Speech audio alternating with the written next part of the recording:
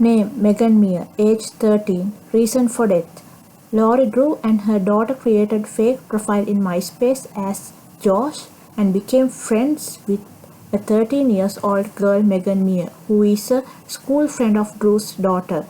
After building friendship on MySpace with Megan Meir, Drew and her daughter started to send hateful comments and messages to Megan, who had been identified with depression. Because of these hateful comments about her on MySpace, Megan became distressed and on 17th October 2006, she suicided. Name Rebecca Sedgwick, age 12 years. Reason for death. In 2013, 12-year-old Rebecca Sedgwick in Florida jumped off from an abandoned rooftop in Lakeside, Florida. She was a victim of cyberbullying where two 12-year-old girls in her class tortured and bullied her online through social media. They sent electronic messages repeatedly to her by saying, "Go kill yourself." Even after Rebecca's death, one of the bullies posted on social media, "Yes, I know, I bullied Rebecca and she killed herself, but I don't care." Megan Meir and Rebecca Sedgwick are not only adolescent students who chose death over living on this planet because of cyberbullying. According to a survey conducted by Cyberbullying Research Center, 28% out of surveyed 15,000 middle and high school students have mentioned that they have been cyberbullied at some point in their life.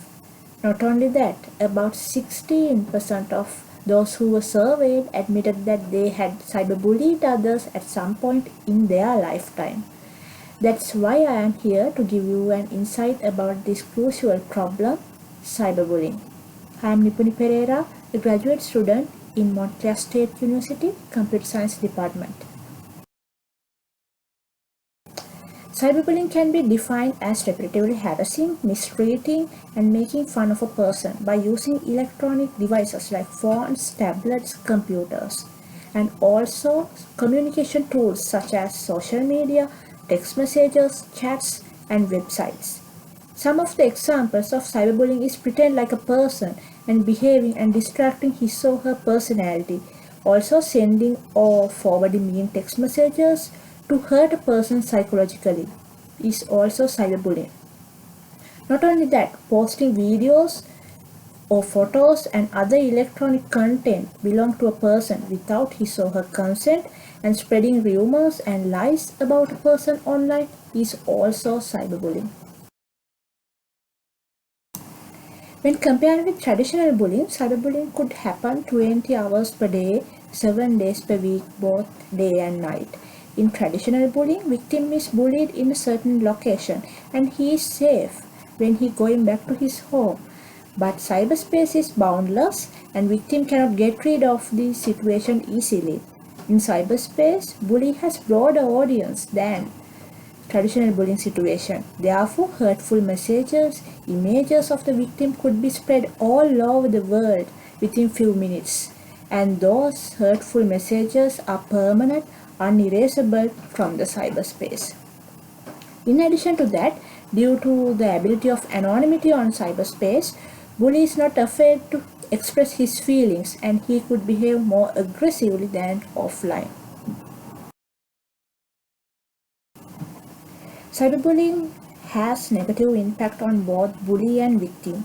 It could affect the victim's mental health and thereby it could lead to suicidal thoughts. Victim may experience depression, loneliness, low self-confidence, sadness, and fear. Similarly, bullies may experience negative mental health because of his or her guilt, and they could be more violent, abusive, and aggressive than before.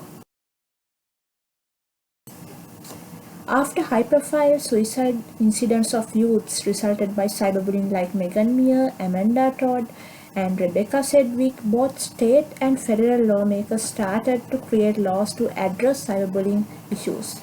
According to the Cyberbullying Research Center's review of State of Cyberbullying Laws updated January 2016, all 50 states have anti-bullying laws, but among them only 23 states have prohibited cyberbullying.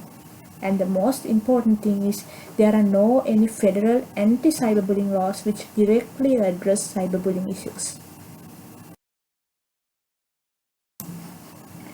Cyberbullying is hard to prove, and thereby it creates occasions which law could not be applied. Even though there are enough legal remedies and effective laws for cyberbullying, proving cyberbullying is challengeable because of several reasons. The first reason is anonymity on the cyberspace hinders the identity of the criminal.